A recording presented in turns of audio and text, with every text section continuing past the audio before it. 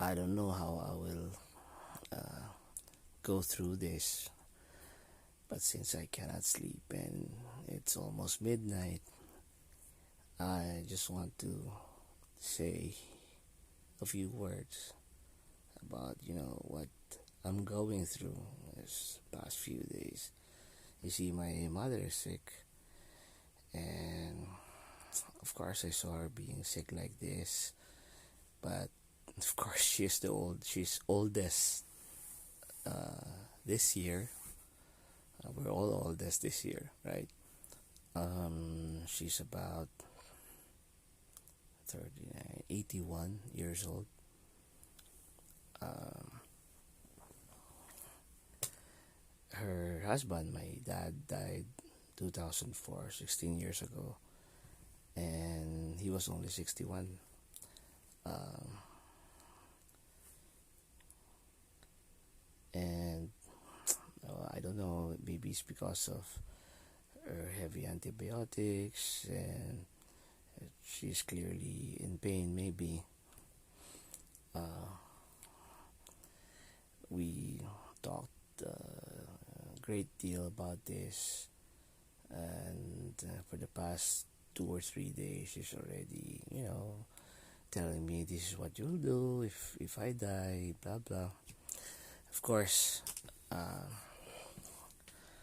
as a person who's, I don't know what kind of person I am. Maybe I'm strong. I'm not. I don't cry over stuff like that. Or maybe it's because of my philosophy in life about uh, Buddhism or whatever. That everything happens for a reason, and whatever you do anyway, you can't you can't help but just allow things to happen as it is, and just accept things as they are, because uh, it's like a flowing river. You cannot stop a river, any part of it. You just have to flow with it. And maybe because of that, I'm not that affected. But of course, deep inside, especially if I think about all the things that she said, she said she doesn't want me to um, to be inconvenienced, um, because like yesterday, of course, I would go to the hospital and back, buy things like this, and but for me, there's nothing. Okay, I mean, a while ago I said the same thing. This morning I had to go back during lunchtime, eat here, and then come back again because I had to feed her, to buy food outside, and then feed her. And tomorrow is gonna be like that again. And maybe she's feeling all those. Um, um, Maybe it's self pity. She's not like that. I mean, my mother is a very strong woman. Even in her 80s, she would still cook and clean the house. And even when she was sick, she would even wash her own clothes. That's why my clothes, every time I would come home, I would not put my clothes anywhere. I would put it inside my car so that she won't wash them. But right now,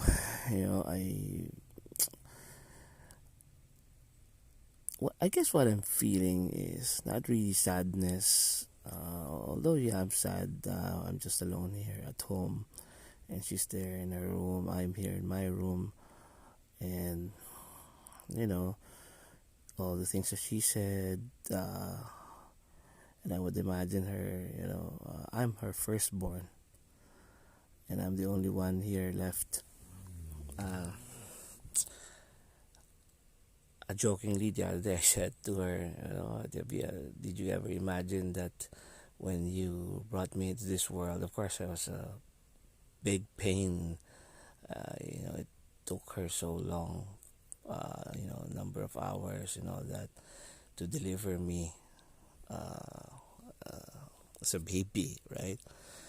Um, she said that she lost a pail of blood, and I would already be seen. My head would already be seen by the doctors, and then I would go rush back into the womb and to her womb, and then I would come out again and then come back again. And later in one of my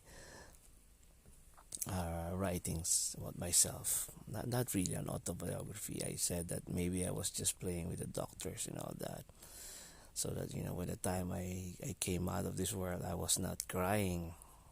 I don't know if that was uh, a sign of things to come. I was crying. The doctor had to slap me 2 or 3 times, she said, uh, before I gave out a big cry. I wasn't really crying when I came out. And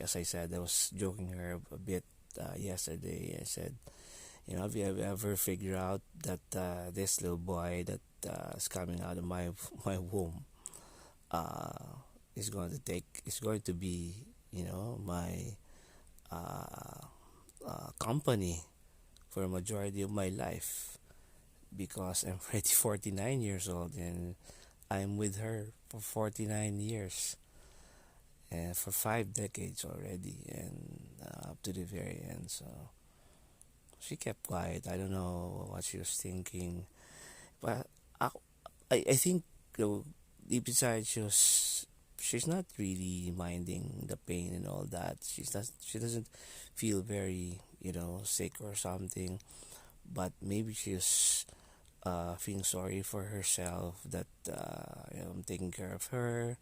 I'm spending money and all that, but really I said to her that I'm just somehow giving back what you've given me for so many years. I mean, really, whenever I was sick when I was young, she would also walk, because she didn't have a car. Uh, Walk from Aquinas School to, and then go back to our house, which is about 2-3 kilometers, and then walk back again. So imagine, during lunchtime she would do that. She would go home and she would go back to office, and I'm sure she would not really eat, her full meal, just to get home and just to check on me whether I'm okay and all that. And all her life, she was just taking care of us, of me, and just trying to tell her that yeah, I was just trying to give back to you, or well, just a little part of the life that you've shared with me. And I just this evening I gave her a hug. Do you need a hug? Something like that. And I think she's feeling sorry for herself. She doesn't want to be like uh, burden to other people. Maybe so. I'm just looking at myself. Maybe when by the time I grow old, I'll be like that too. I don't know if there's someone who's going to be with me. If I'm going to be alone, maybe I'll die like Voltaire or whatever, whoever. Um, and philosophically, and going back to philosophy, I just felt like, I don't know. I always feel that all lives, even though how successful you become in life, even though how happy you become in life, how peaceful your life is, in the end, it always seemed to end in tragedies. It always seemed to end as if you've lost. It's like a huge game of, chess, and you're playing against, I don't know, Stockfish version 15,000. I don't know, whose ELO rating is about 1 million. I don't know. And no matter what you do, in the end, he mates you, you always end up losing. because he's like the greatest player of all time. You know, you always lose against him. And in all decisions that you make in this life, just like in chess, you know, if you attack, then you sometimes leave yourself vulnerable to counter attacks. If you attack to the right, then you're vulnerable to the left. If you attack at the center, maybe your flank is, you know, is missing something. If you exchange the queen, then you sacrifice mobility, something like that. You know, in life is always like that. Also, you know, you make this decision, separate with your ex-wife. What happens next? You know, uh, she takes your child, your daughter, and they live away from you, and you're left with your mom. You know, those are decisions of life, and it's there's there's really nothing that you can do to, you know, to go back and change, you know, your life again, whatever, or change the course, make a different decision. Maybe if I go back, you know, I will still choose the same things that I've done. Maybe avoid some real bad decisions, but still, you know, I would just redo things. I don't know. I don't even know what to pray now. I mean, a while ago I started trying to pray. I was asking, you know, what do you want? Do you want to get my mother ready? And I don't know.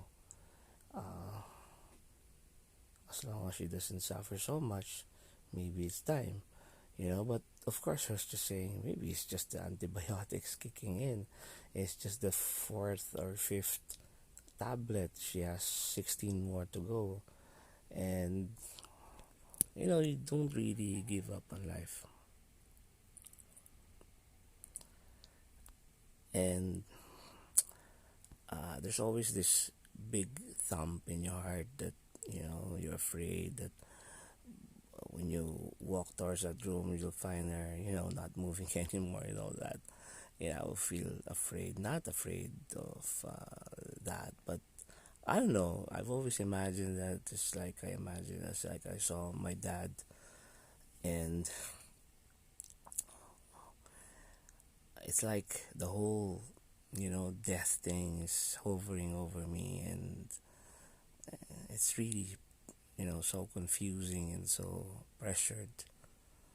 And I've always compared her with me and what would happen if it's my time to be like that.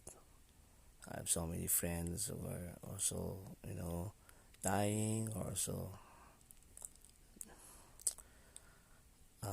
even as young people, you know, succumbing to death, resigning the game, getting checkmated early in the game or in the middle game.